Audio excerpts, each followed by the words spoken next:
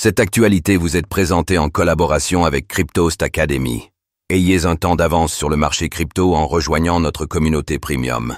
La fondation Ethereum s'engage à hauteur de 1,25 million de dollars pour soutenir le développeur de Tornado Cash. La fondation Ethereum a récemment annoncé un don de 1,25 million de dollars pour soutenir Alexei Pertsev, développeur de Tornado Cash, dans son appel contre une condamnation pour blanchiment d'argent. Ce soutien soulève une question fondamentale sur la responsabilité des créateurs de technologies. Doivent-ils être responsables des usages que font les individus de leurs outils? Ou est-ce l'utilisateur qui porte la véritable responsabilité?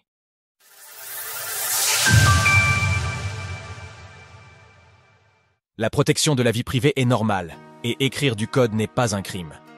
Sur X, la fondation Ethereum a annoncé un don de 1,25 million de dollars pour soutenir la défense juridique d'Alexei Pertsev, développeur de Tornado Cash, alors qu'il prépare son appel contre sa condamnation pour blanchiment d'argent aux Pays-Bas. Dans ce tweet, la fondation affirme que la confidentialité est normale et l'écriture de code n'est pas un crime. Une formulation reprise par Vitalik Buterin, le cofondateur de la blockchain Ethereum. Le savez-vous? Qu'est-ce que Tornado Cash, ce mixeur Ethereum non custodial? Ce n'est pas la première fois que la communauté Ethereum apporte son soutien à Alexei Pertsev. En décembre 2024, il avait déjà bénéficié d'un élan de solidarité, notamment avec le don de 50 Ethers de Vitalik Buterin pour financer sa défense juridique, ainsi que celle de Roman Storm, un autre développeur de Tornado Cash, qui sera jugé aux États-Unis le 14 avril. Cette initiative fait écho au soutien de la société d'investissement Paradigm, cofondée par Matt Huang, qui a également versé 1,25 million de dollars pour financer la défense juridique de Roman Storm. Libéré sous surveillance électronique, Alexei Pertsev voit en son retour chez lui une lueur d'espoir, une chance de préparer son appel et se battre pour la justice. Bien qu'il reconnaisse que l'assignation à résidence ne rime pas avec liberté, il concède que c'est mieux que la prison. Liberté individuelle et responsabilité morale, un combat pour la vie privée. Comme l'a souligné Alexei Pertsev sur X, cette contribution représente un soutien précieux, lui permettant de se consacrer pleinement à son appel. Mais pour son avocate, Judith Debourg, c'est bien plus que cela. Ce soutien souligne l'importance des ramifications juridiques de cette affaire.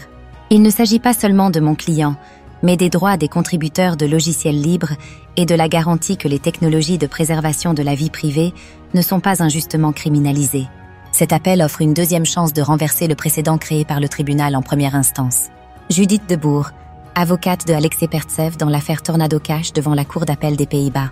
La condamnation de Alexei Pertsev en mai 2024 pour le blanchiment de 1,2 milliard de dollars via la plateforme a provoqué l'indignation des défenseurs de la vie privée et des développeurs de crypto-monnaies, qui soutiennent qu'il n'a fait que créer un logiciel open source sans s'engager dans des activités criminelles. Dans l'actualité, vers la fin de la vie privée en France, un projet de loi veut bannir l'anonymat dans la crypto. Un outil, qu'il soit numérique ou physique, est inerte, sans intention propre. C'est l'usage qui en est fait par l'individu qui détermine la finalité de cet outil. Si chaque outil, chaque technologie est susceptible d'être utilisée à mauvais escient, devons-nous restreindre la création même de ces outils sous prétexte qu'ils peuvent être détournés? La vraie question qui se pose est donc celle de la liberté individuelle et de la responsabilité morale.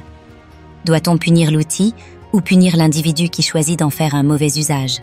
C'est précisément la question à laquelle la Cour d'appel fédérale américaine a répondu en novembre 2024, en annulant les sanctions contre Tornado Cash. Le tribunal a jugé que l'OFAC avait dépassé ses compétences légales en visant des outils technologiques plutôt que les véritables acteurs criminels qui les utilisent. En déclarant illégale l'inscription de Tornado Cash sur la liste noire du Trésor américain, cette décision pourrait constituer un précédent juridique crucial pour l'appel de Pertsev. Retrouvez toutes les actualités crypto sur le site cryptost.fr.